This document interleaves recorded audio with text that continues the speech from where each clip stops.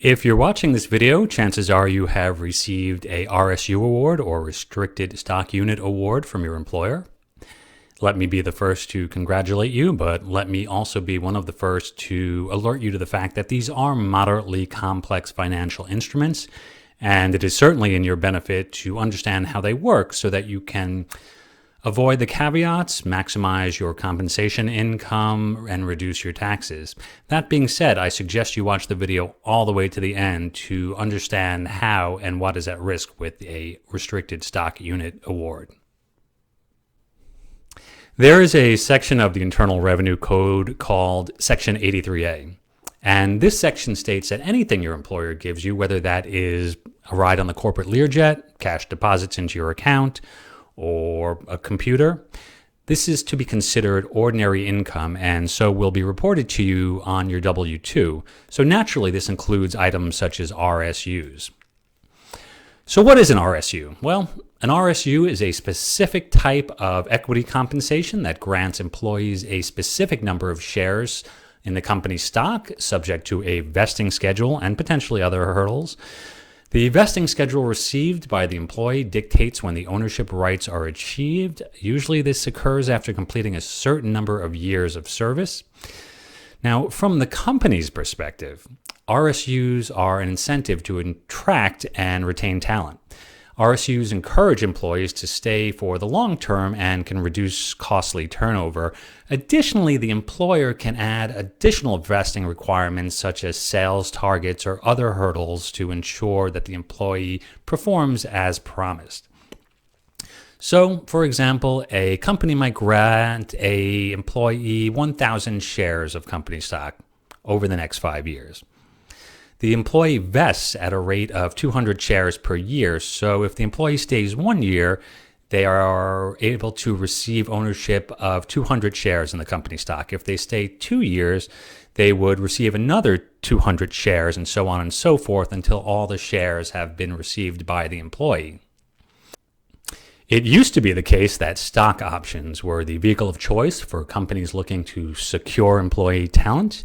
But in the wake of the scandals of the late 2000s, such as WorldCom and Enron, employee compensation came under increased scrutiny.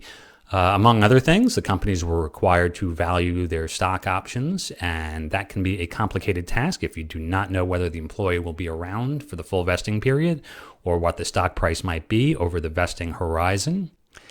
Holders of RSUs report income in the year the award vests, based on the fair market value on the vesting date. The value on the vesting date will be treated as compensation and reported on Form W-2 in boxes 1, 3, and 5. The value is subject to all withholdings, including FICA and federal income tax withholding. The amount reported as compensation will be the cost basis, and the date of transfer or vesting will be the beginning of the holding period. This is going to come in very handy later on when the employee sells the shares in order to determine short or long-term holding period on the stock that you're selling. So why do recipients get taxed at vesting rather than at the grant date? The grant date is the date on which the recipient of the award first becomes eligible to receive the award. The vesting period has not occurred yet. Now, at the very beginning of this discussion, I mentioned Section 83A of the Internal Revenue Code, which indicated that any type of compensation received from an employer by an employee is considered ordinary income and so will be included on the employee's W-2. There exists another part of Section 83 that indicates that no taxation will occur if there is substantial risk of forfeiture. And that is what you see with the RSUs. The employee may or may not complete the vesting period and other stipulations necessary to have the restricted stock transferred to them. The employee may quit. They may get fired. A lot of things can happen between the grant date and the vesting date. So there does exist a substantial risk of forfeiture right up until the vesting date when the employee takes absolute ownership of the restricted stock.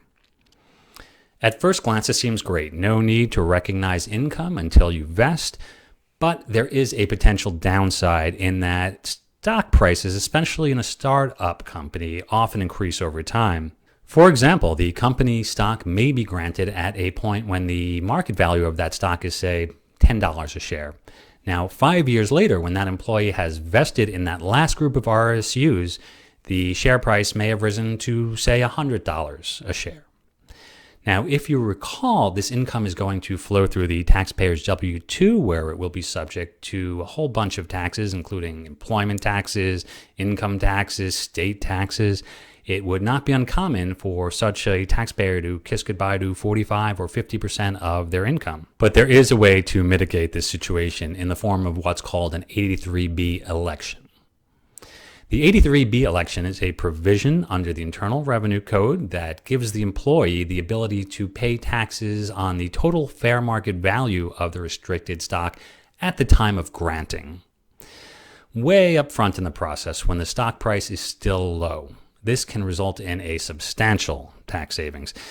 You are essentially saying to the IRS, I know that I do not need to pay taxes now, because there is a substantial risk of forfeiture, but I elect to do so anyway.